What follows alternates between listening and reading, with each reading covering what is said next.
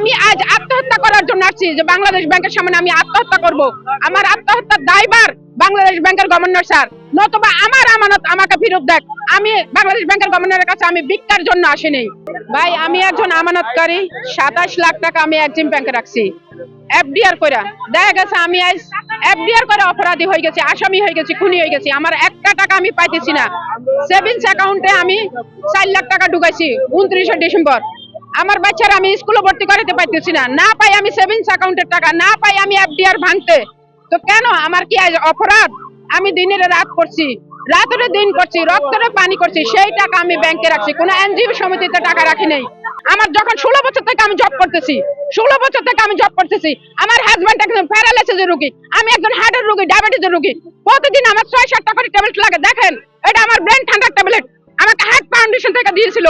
এই ট্যাবলেট খাই আমি ব্রেন ঠান্ডা করি, তারপরে আমার ঘুম আসে না। আমার টাকার জন্য হাহাকার, রাত দিন 24 ঘন্টা হাজব্যান্ডের সাথে। আমি শুধু একটাই বলি, আমার টাকা কবে আসবে? আমি আমার বাচ্চারা স্কুলে ভর্তি করতে পারি না, জানুয়ারি মাস চলতেছে, বাচ্চার বই কিনতে পারি না, বাসা ভাড়া দিতে পারি না, খাইতে পারি না, আমার মেডিসিন খরচ আমি চালাতে পারতেছি না। তো আমি কি মারা যাবো? তো আমি তিলে তিলে মারা যাচ্ছে। আমি একবার আত্মহত্যা করবো বাংলাদেশ ব্যাংকের সামনে আইসা। হ্যাঁ, সেই আত্মহত্যার দায়ভার বাংলাদেশ ব্যাংকের গভর্নর স্যার। আমি এটাই চাই, এটাই আমার ডিসিশন। এফডিআর মানুষ করে কেন? মানুষের ভবিষ্যতের জন্য, বাচ্চার ভবিষ্যতের জন্য। আমি বাংলাদেশ ব্যাংকের গভর্নরের কাছে আমি ভিক্ষার জন্য আসিনি, আমি কোনো চাঁদার জন্য আসিনি। আমার টাকা আমাকে ফেরত দিয়ে দেখ। আমি আমাদের টাকা একবারে না দিতে পারুক, ধাপে ধাপে আমাদের টাকা ফেরত দেখ। আমি টাকা চাই, নতুবা আমি আত্মহত্যা করব। আমি আমার টাকা চাই। উনারা যদি শাখার মধ্যে যায়, উনারা একটাই বলে বাংলাদেশ ব্যাংক থেকে কোনো ডিসিশন নাই, এফডিআর ভাঙতে পারবো না।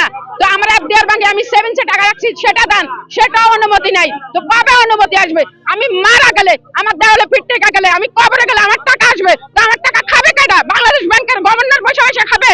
উনি এই বয়সে লক্ষ লক্ষ টাকা স্যালারি নিতেছে, উনি বিলাসিতা ভাবে জীবন যাপন করতেছে। আমাদের পায়ে লাথি মারার জন্য আসছে, আমাদেরকে অন্ধকারের পথে ঠেলে দেওয়ার জন্য আসছে, আমাদেরকে মৃত্যুর পথে ঢুকাইয়ে দিছে। আমি একজন হার্টের রোগী, উনি ক্যান্সারের রোগীদেরকে টাকা দিবে, উনি কিডনি ডায়ালিসিসের রোগীদেরকে টাকা দিবে। আর আমাকে, আমি যে হার্টের রোগী, ডায়াবেটিসের রোগী, আরো কত ডায়াবেটিসের রোগী আছে, মনে হয় যে বাংলাদেশ সরকার চালাইতেছে, বাংলাদেশ ব্যাংকের গভর্নর চালাইতেছে। উনার কথার পয়েন্টে এটাই বোঝা যায়। আমার চাকরি সম্পূর্ণ টাকা ফার্স্ট সিকিউরিটি ইসলামী ব্যাংকে এফডিআর করা আছে। আমি বাড়িঘর করার জন্য এই টাকা রাখছি। এখন আমি বাড়িঘর করতে পারতেছি না, আমি রাস্তা ঘুরতেছি, তারপরে আমার টাকা দিচ্ছি না। এফডিআর কোনো অর্ডার নাই, আমার তো এফডিআর টাকা লাগবে। আমার এটা বারবার রিনিউ হয়েছে, কিন্তু এখন টাকা দিচ্ছে না। আমার 54 লক্ষ টাকা আটকা পড়ছে, এখন আমার টাকা চাই। 2 বছর থেকে তো আমাদের চায়, কিন্তু এখন টাকা দিচ্ছে না। আমার 54 লক্ষ টাকা এফডিআর করা, বাড়িঘর করার জন্য রাখছি, এখন 1 টাকা দিচ্ছে না। ওখানে ম্যানেজাররা যাইতো আমাদের কাছে, সেকেন্ড অফিসার যাইতো, যাই আমাদের কথাবার্তা বলতো অফিসের মধ্যে। তারপরে সেই সুবাদে আমরা এখানে রাখছি।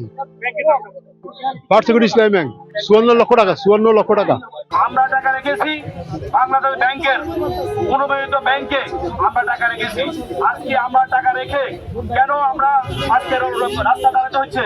আমরা আজকে কেন আজকে মানবতা জীবন পালন করতেছি? আমাদের ছেলে মেয়ে চিকিৎসা করতে পারতেছি না, আমাদের ছেলে মেয়ে লেখাপড়া করতে পারছি না, আমাদের আজকে দেওয়ালে পিঠ থেকে গেছে।